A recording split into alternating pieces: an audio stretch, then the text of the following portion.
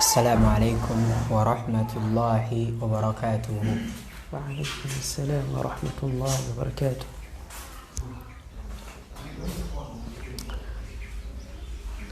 أعوذ بالله من الشيطان الرجيم. بسم الله الرحمن الرحيم.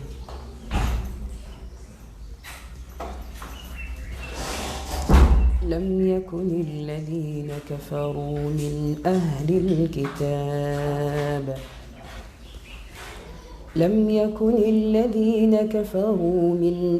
الكتاب والمشركين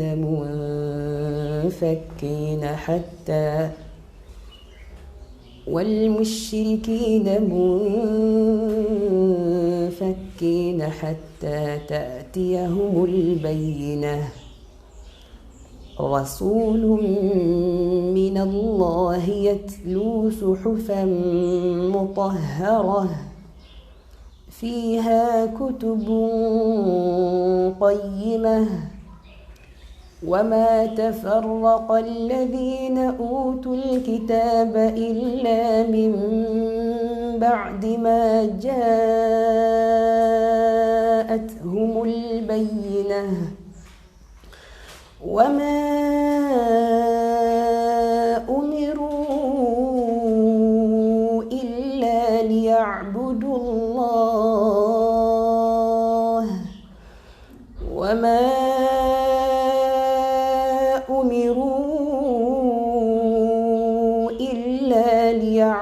الله مخلصين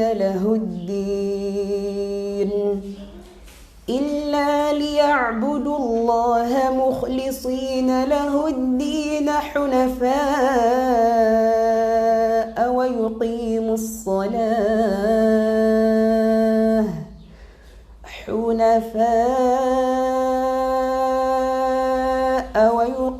الصلاة ويؤتوا الزكاة وذلك دين القيمة. إن الذين كفروا من أهل الكتاب والمشركين في نار جهنم خالدين فيها أولئك هم شر البرية. إن الذين آمنوا وعملوا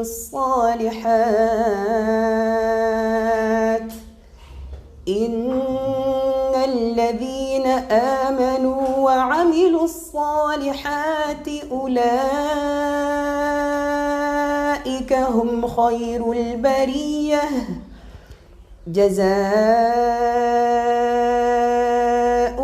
عند ربهم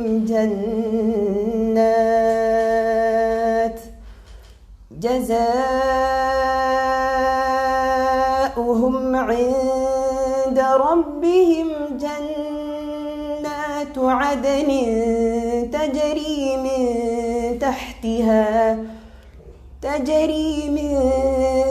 تحتها الأنهار خالدين فيها أبدا رضي الله عنهم ورضوا عنه ذلك لمن خشي ربه. بارك الله فيك وجزاك الله خير. الحمد لله رب العالمين والعاقبة للمتقين ولا عدوان إلا على الظالمين. أشهد أن لا إله إلا الله وأشهد أن محمدا عبده ورسوله.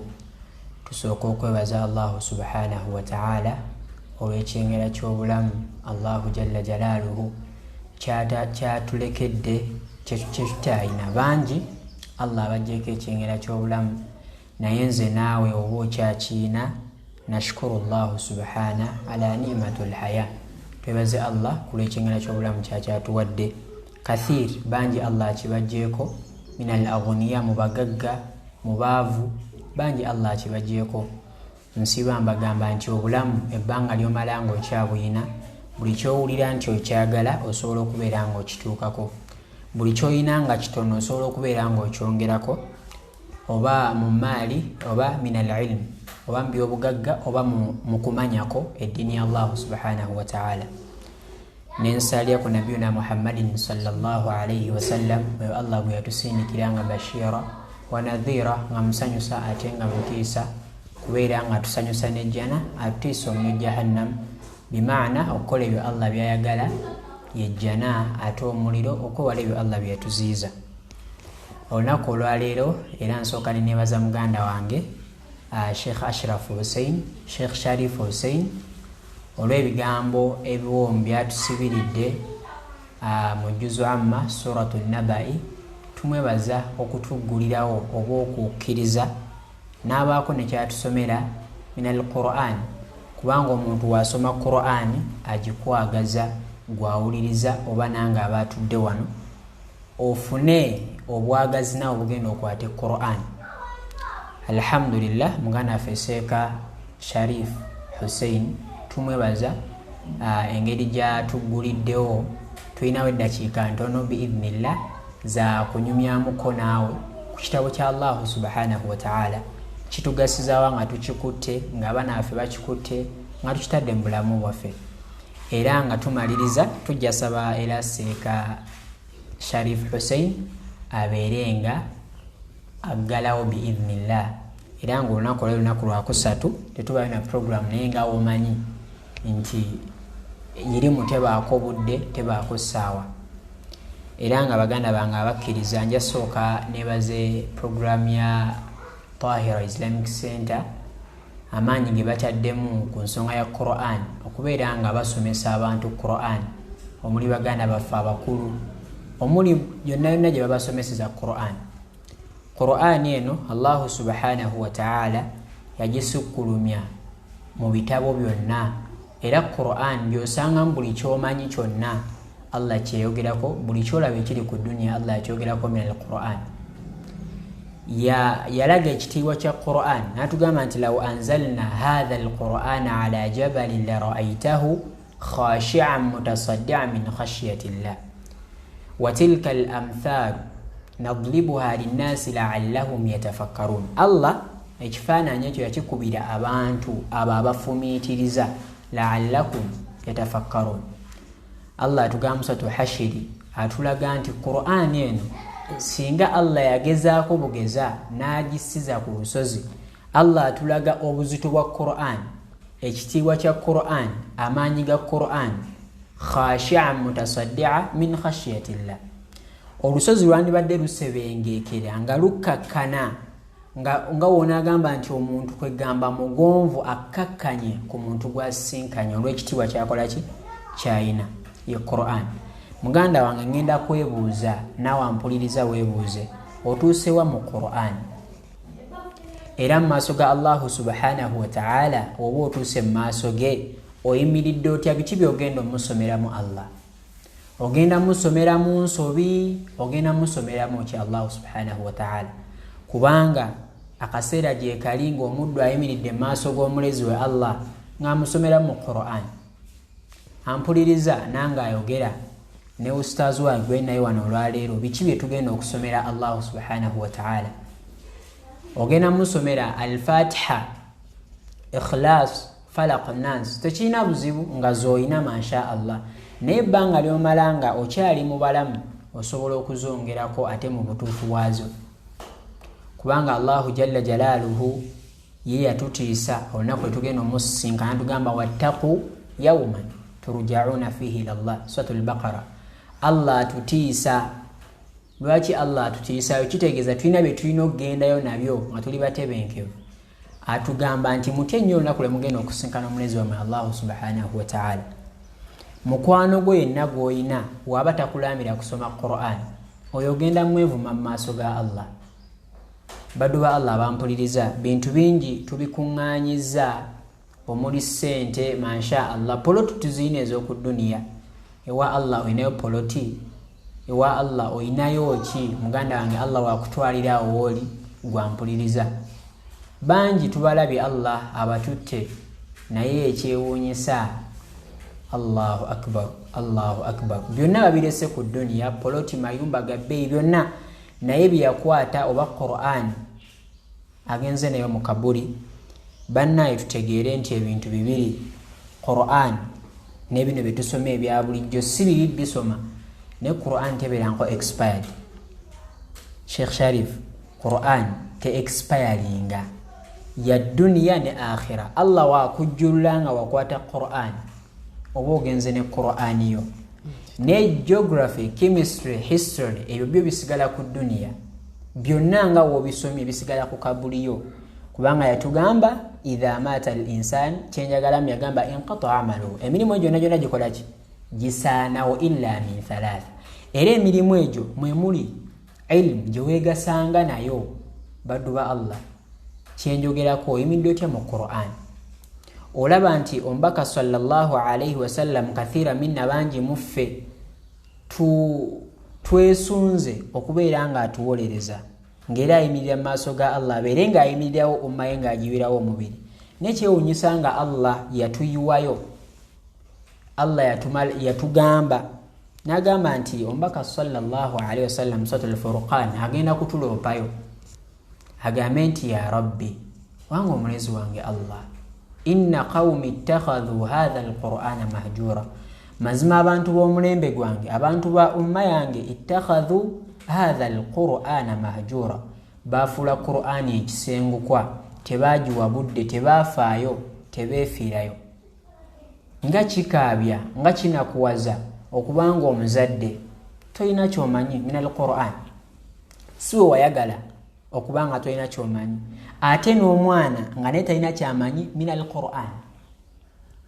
gwe olabanga Qur'an yakukaluubiridde at least omwana ye mutegeke abeere mwoyo waladun salih yad'u lahu omwana omulongoofu anaasigala akola akusabira era nga nja bbalamira twekwate ku baganda baffe aba Tahira Islamic Center okubanga batuukiriza hadithi y'omubaka sallallahu alaihi wasallam khairukum abasinga obulungi mummwe man ta'allama al-Qur'ana wa 'allamahu yo yasoma Qur'an yayiga Qur'an ate naye n'agikola ki n'agiyigiriza omulala okuyigiriza Qur'an mu mbeera yonna gy'oba osobodde oba online oba mu madarasa falhamdulillah Allah akyatuwadde ekigezo madarisi nzigaye tusaba Allah babeere nga bata amasomero gaffe ate abaana baddemu okusoma Qur'an kubanga Qur'an erimu khayiri esinga obulungi yeyo ng'otudde maaso g'omusomesaawo nga ennyukuta ku nnyukuta mimwa ku mimwa naye gwe olabanga ekiseera kyakuyitako ekya Qur'an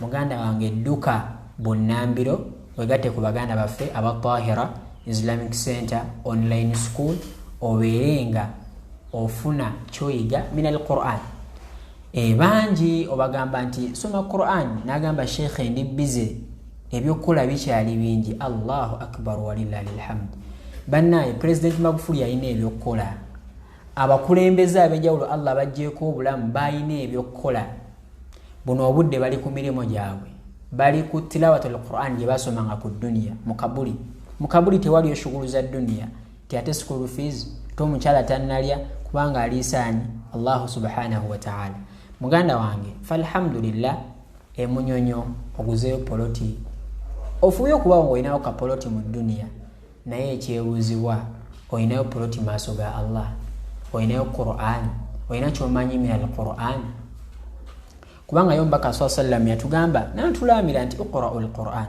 musome Qur'an fa innama ya'ti yawma al-qiyama shafi'an li ashabi timazima yejja kujja kunaku lw'enkomerero ngewolereza mikwano gyayo ngewolereza abo abaajeewa abaagisoma ampuliriza Qur'ani mukwano go mu bitabo byonna Qur'ani mukwano go masha Allah WhatsApp tugezaako okujiwa obudde ka message akaze ku obikula ne Qur'ani ogibikula emirundi emeka baddu ba Allah bampuliriza tubeere nga towa Qur'an wonewa Qur'an ogifula mukwano go buli kimu kijja kutereera mu bulamu bw'okola ki mu bulamu bw'olimu tusenguse Qur'an yagamba ombaka sallallahu alaihi wasallam wagulu wa aya eyo ng'aloopiya abaddu be nti ya rabbi inna qawmi ittakhadhu hadha al-Qur'ana mahjura waggulu awo waliwo aya egamba nti mukwano gwo oyo goyita nti mukwano gwo alhamdulillah omutaddemu capital masha Allah politics byonna mubitambuza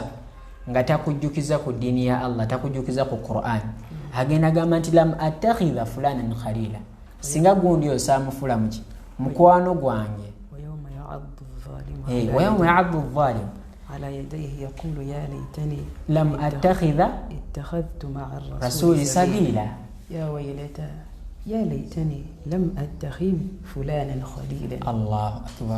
الله أكبر ولله الحمد. muganda wange ampuliriza mukwano gwo gubadde olaba nti enfanfaawe gwokabira ebizibu byo maaso ga Allah agambe nti lam attakhidha fulanan khalila singa omuwalimu oyo samufula mukwano lwansonga gwe wayagala mujjamu kasente tewayagala ate muwa gwe kyokola ki agenda kwevuma ngalaba omukwano gwe wamuteekamu si gwe gwali omukwano omutuufu. ne baddu ba Allah twekwate ku Quran atamanyi Quran gwayinako essula entonotono nakuwala nnyo gambe ya Rabbi bakusange ng'oli munakuwavu bagamba omusajja nga munakuwavu naye ng'ennaku gy'ayina yabutakwata Quran. kathira minna bangi muffe twekwasa ekigambo nti bazadde baffe batukotogera banne Quran teriiko myaka osobola ogikwata budde bonna era wegatte ku baganda baffe contacts kweziri obeerenga oba contactinga mbeerenga musoma ekitabo kya Allah subhanahu wa ta'ala. abasajja baanakuwalanga Sheikh Sharif olw'obutakwata Quran. jaa rajulun wajja omusajja ila nabiyuna Muhammadin sallallahu alaihi wasallam nga munakuwavu olw'obutakwata kitabo kya Allah. nagamba ya Rasulallah wange ombaka wa Allah ana sheikhun kabir ni musajja mukadde nkaddiye la astati an aqra al-Quran sobola kubeera nga nsoma Quran walakin ashhadu an la ilaha illa Allah wa ashhadu anna Muhammadan rasulullah haqqal yaqin. naye nkakasa nzikiriza nti Allah mubwomu we mukkiririzaamu n'omubaka sallam nti mubaka we naye nga ennyike gy'ayina ennaku gy'ayina yabutakwata ki naye nga akaddiye. naye bagamba mu kitabo famaadha sheikh omusajja ono yamala okugenda n'atambula n'afuluma n'agenda omubaka sallam yayogera ebigambo bino eri basahaba n'agamba faqquha ar-rajul thalatha marrat. omusajja oyo akenkuse omusajja oyo mukugu kakensa limadha ali mu kunakuwala olw'obutakwata kitabo kya Allah subhanahu wa ta'ala. muganda wange wali ozzeekaawo n'onakuwala obutakwata kitabo kya Allah subhanahu wa ta'ala era wali ozze onakuwala sina kapoloti nagenda genda zebagenda kundaba ntya nga nkomyo nga sina kyennyina ne maaso ga muganda nga mpuliriza weebuuze Allah agenda kulaba atya ng'ogenze mu maaso ge nga tolina kyokola kyoyina akutiisizaayo n'agamba wattaqu yawman turja'una fihi ila Allah kyennya olunaku lwogenda okusikana omuki omulezi wa Allah. kuno ku duniya kwe tuli bagenyi. Umaru wansi wa hadithi ng'agimaliza yagamba fa idha amsaita oba obwongezeza fala tantadhiri sabaha tolinda bukola ki beera nti ogenda bukeesa. baddu ba Allah tukuŋŋaanye bye tulina tubeere nga tudda maaso ga Allah subhanahu wa ta'ala. Qur'ani gyekwateko kullu yawm buli lunaku obeere ng'ogikola ki ng'ogisoma. olunaku olujja terudda lujja lugamba ana yawmu jadidi lunaku lupya gy'oli era ne lukola ki ne lugenda ate lwa lugenda kuwaako obujulizi. ekigambo kino nkyogera nnyo kubanga kinkwatako. Allah subhanahu wa ta'ala yeewuunya yagamba wajibtu neewuunya liman yahzan ala nuqsani al-mal. omuntu anakwala obukendeevu bwa ssente ze Seka Sharif omuntu abaddewo n'akakadde ke emitwalo 10 ne gigwa oba ne zikendeera n'awuliranga munakuwavu fena kituukako ng'obadde n'akasente ko n'ofuna kyogula nga tekigasa ggwe n'owuliranga tokyawera. Allah yagamba wajibtu neewuunya liman yahzan ala nuqsani al-mal. omuntu anakuwala obukendeevu bwa ssente ze walam yahzan ala nuqsani al-umur n'alema okunakuwala olw'obukendeevu obuwangazi bwe n'atamanya nti buli lunaku olugenda terukola ki terudda. baddu ba Allah njabbalamira nange nga neeramira twekwate ku Quran. gwe atafunanga mukisa kukwata Quran wegatte ku baganda baffe abatahira Islamic Center online school obeere ng'osoma ekitabo kya Allah subhanahu wa ta'ala. buno obudde abaana bali waka. Allahu akbar kino kigezo kyennyini. abaana bali waka madarisi nzigale bavaayo nga balina ejuze bakola ki bagenda kuddamu okutama darisi nga abazadde abamu tebakyalina moralo abaana bakole ki badde basome Qur'an nga moralo yafadda nga n'omwana yabikola ki yabyerabira dda naye ampuliriza Qur'an yekuleme naye omwana wo beeranga omuteeka ku tarubiya Qur'an. Bino byonna biggwawo kathira minna bangi muffe tukulembeza biri bye bayita ebyamagezi ne tusembyayo Qur'an naye ng'ate twandisooseza Qur'an kubanga kye kitabo ekireeta obwongo bw'omwana okubeera nga bwogi oba okyetegereza oba ogenze madarasa zonna zino madarasa zonna ez'amawaddi zonna Bilali wa Kachiri wa bawufazo abasinga baba bagezi olw'ensonga nti Qur'an ekola ki naye ate tuyina okuba nti tulinga nga balina garantiya ne Allah subhanahu wa ta'ala ne tukulembeza sachula ate ne tusembera Qur'an tubanga bagamba nti obulamu bukola ki obulamu mwebuli. Olunaku lw'omuseka Sharifu omuzadde omu yaweerera omwana we paka ku university ng'era balina eddiini naye omwana ono ng'alina ekirooto yagamba maama we okutandikira mu P7 omwana bali bamuyita Aisha namugamba maama nsaba mbeere nga nsoma Qur'an nga yakamala P7 nsaba mbeere nga nsoma Qur'an ngende nkwate Qur'an ku Musa. Omuzadde banyumya akantu kano naye nga kaaliwo omuzadde n'agamba ojja kukwata Qur'an sooka omalirize senior 6 neggwa maama njagala kukwata ki namugala sooka omaleyo nga alhamdulillah sente bazikola ki sente baziina naye ng'omwana ajja abanja Qur'an ne bamutikira muzadde we n'amugamba alhamdulillah otuuse we mbadde nkwagala era njagala awo byagala okukwata Qur'an ogenda ogikole omwana yali alina gy'alaze kusanyukamu awo yali atambula emmotoka n'emutomera Allah n'amutuusaako okufa gwali eyo ina garanti ne Allah subhanahu wa ta'ala naye omuzadde ono agenda kuyimya te mu maaso ga Allah omwana azaamu banja maama njagala kukwata Qur'an n'amugamba sooka okulembeze bye awalan biri byasomye birungi era ng'asuubira nti omwana asobola okubeera minisita naye nabyo bifudde omwana Allah amuggyeko obulamu yunivasite yonna eyiise butaka gye bazze bapanga okuva mu nasale paka waggulu ate nga zaamugamba njagala kukwata Qur'an naye omuzadde ono maaso ga Allah subhanahu wa ta'ala kikyagenda omugamba eri omwana we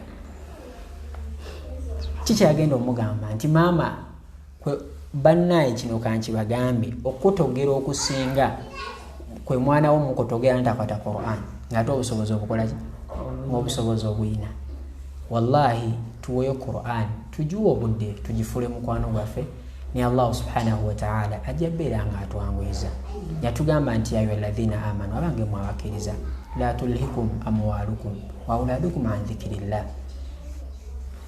abaana bammwe emaali yammwe byonna byoyina tebikulemesa an dhikrillah okubeera nga otendereza Allah bane tewali kutendereza Allah kusinga nga Qur'an wetegereze Qur'an olunaku ogiwa budde bwenkana ki nanga ayogera Qur'an njiwa budde bwenkana ki tukulembeze emirimu fa alhamdulillah ne Allah yabikola ki yabitegeka bangi bazimbye amayumba n'omugamba musiraamu musoma Qur'an amuga sheikh nkyazimba naye abamu bafiiriddeyo tebazisuzeemu ampuliriza nja kukulamira nga nange neeramira twekwate ku Qur'an tuwe Qur'an obudde bonna tudda maaso ga Allah subhanahu wa ta'ala.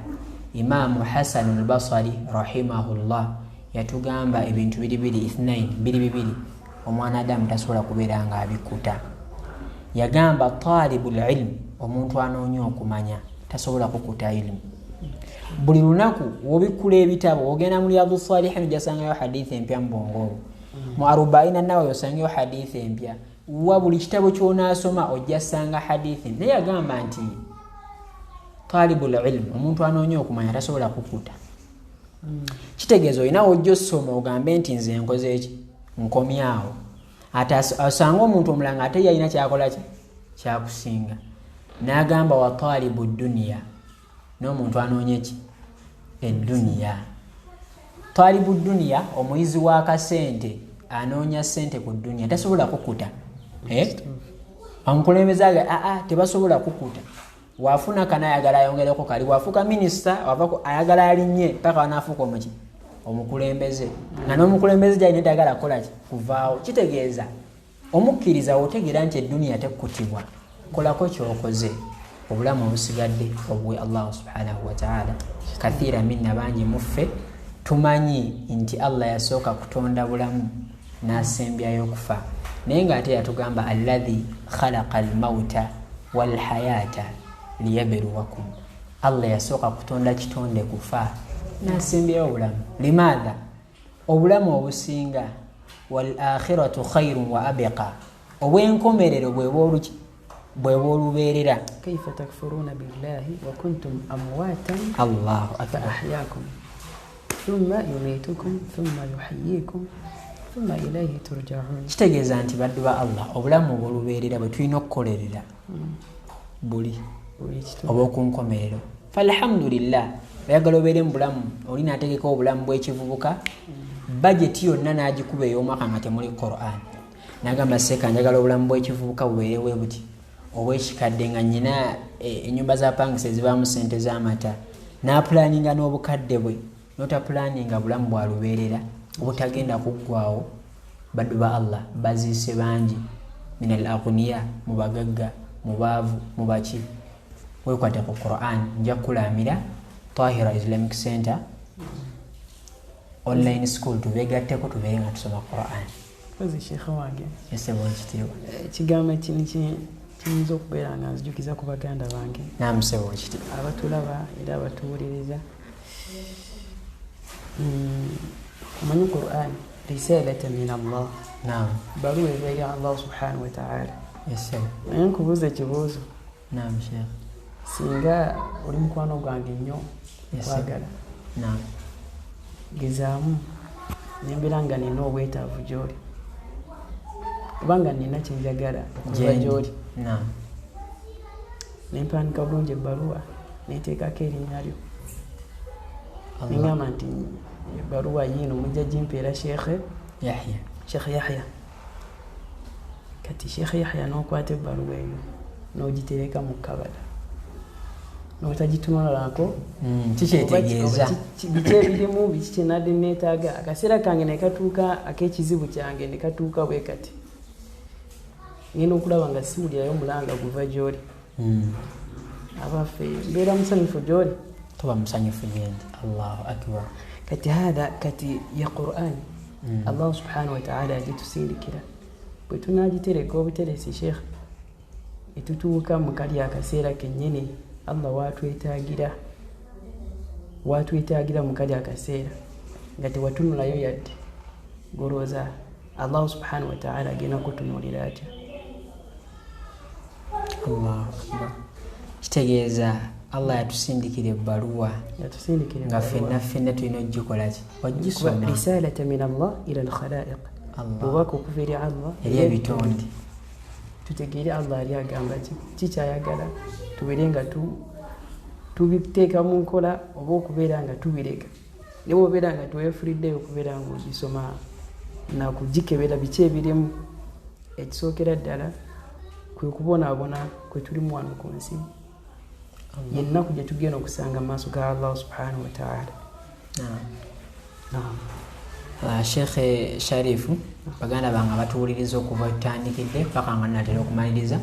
Njasooka nebaze muganda waffe atukyaliddeko wano ku Tahira n'atuwayo akadde akatonotono obugambo obwo bwatusibiridde, era ng'agenda kubeera nga atusomera ekitabo kya Allah subhanahu wa ta'ala nga tumaliriza era nga tuggalawo. Naye nja kukulamira gwampuliriza, weekwate ku baganda waffe aba Tahira Islamic Center. Kiki ogenda okwewasa amaaso ga Allah nti Allah nali nkuze sasobola genda madaris, anti muntu mukulu alina abaana nga 5 atya alina osiika peta alina osiika mawogula nga wemanyi system y'essomero, kibooko kwata amatu wanika amagulu ebyo. Naye ng'ate waliwo online system okubeera nga osobola okusoma ekitabo kya Allah subhanahu wa ta'ala. Kiki tugenda okugamba Allah? Manyi Sheikh wasaili zino ezizze gana amakubo gonna agazze Allah tayagala mwana agenda omuadhaba agenda omuteeka mu muliro nga talina kyakola nga talina kyeyekwasa. Wayagala buli kimu kiri mu Quran, ayagala baraka, ayagala obugagga, byonna byoyagala wekwatira ku Quran ate omala ogisembo ki obulamu bwo obeere nga osoma Quran. Abampuliriza nja balamira yonna gye muli ne muganda wo omugambe abeere nga anoonya wasomera ku Quran. Tahira Islamic Center ge masomero agamu Uganda agavuddeyo si eryoka eririwo erisomesa Quran ku online naye nga bebamu abavuddeyo bakwatire ku baganda baffe abavuddeyo babeere nga basoma ki Quran. Basomeseza ku Zoom ng'omusomesa omulabako, mulimu abasoma ku WhatsApp falhamdulillah, basomesa Quran lughatul arabia, tafsiri, yasaruna, sala, tajwid, byonna ku Tahira Islamic Center babisomesa. Oba n'omusomesa o private abagenda okusomesa nga osoma mu budde bwonna bw'oba okoze eki bw'oba oyagadde. Kyekisinga ekyo Allah n'amugamba kiha seeka nga gwoli eri otudde nga osobola okuwayo darusu mu budde bw'oyagadde, seeka nga si bwe bulamu bwe twasomeramu naye ate bukoze eki buzze. Kwegamba Quran evudde mu kaluba ate Allah n'agikola ki n'ajanguya. Wabarakallahu fikum wa jazakumullahu khairan. Nsaba Allah atusonyiwe byonna byetwogedde nga si birungi, ebibadde bimusaba Allah abeere nga abikkiriza abiteeke emirimu gyaffe emirungi. Era nga nja kusaba Sheikh Sharifu omugenyi waffe olwaleero abeere nga atusomera Quran ekitundu ky'anaaba asiimye tubeere nga kiggalawo darusu yaffe. Subhana rabbika rabbil izzati amma yasifun wa salamun ala al-mursalin walhamdulillahi rabbil alamin. Sebo Sheikh Sharifu nja kusaba obeere nga otusibirirayo obuwombo bwa Quran mu kitabo kya Allah subhanahu.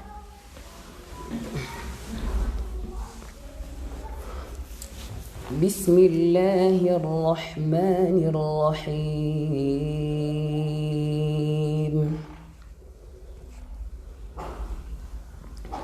عَمَّ يَتَسَاءَلُونَ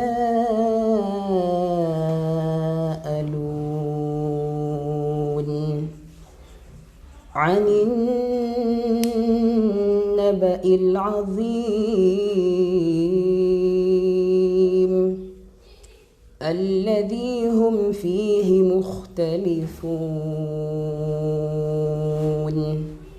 كلا سيعلمون ثم كلا سيعلمون ألم نجعل الأرض مهادا والجبال أوتادا وخلقناكم أزواجا وجعلنا نومكم سباتا وجعلنا الليل لباسا وجعلنا النهار معاشا وبنينا فوقكم سبعا شدادا وجعلنا سراجا وهاجا وأنزلنا من المعصرات ماء ثجاجا لنخرج به حبا ونباتا وجنات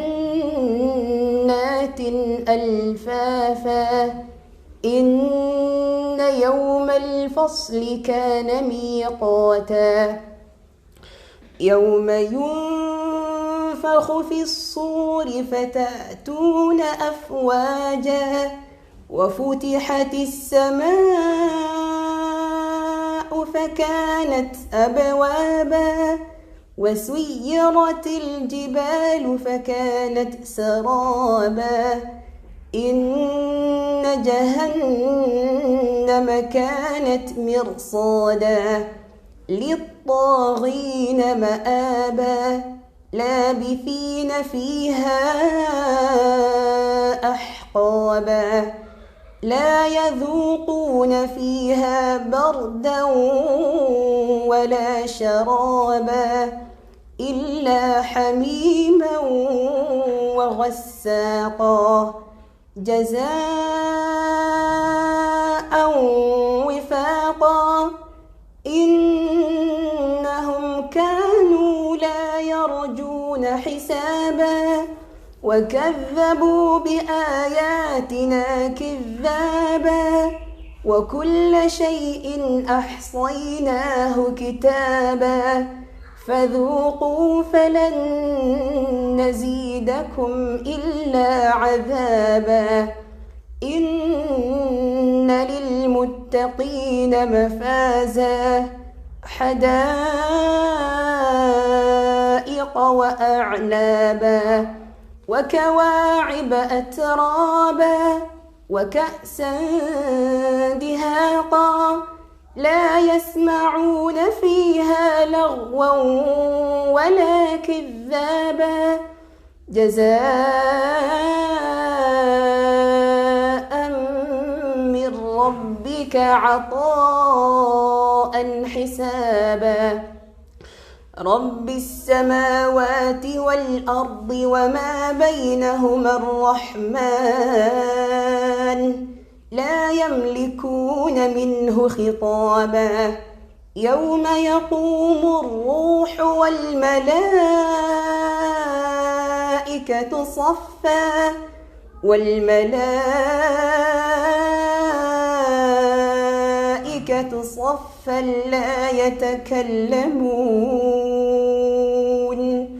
لا يتكلمون إلا من أذن له الرحمن وقال صوابا يوم يقوم الروح والملائكة صفا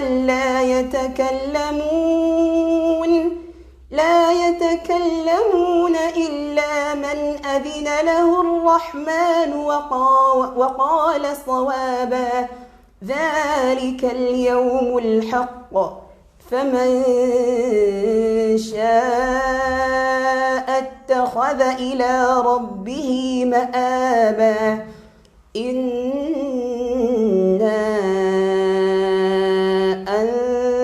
أنذرناكم عذابا قريبا يوم ينظر المرء ما قدمت يداه ويقول الكافر يا ليتني كنت ترابا. بارك الله فيك وجزاك الله خير. وإياك يا أخي. سبحان ربك رب العزة عما يصفون وسلام على المرسلين والحمد لله رب العالمين.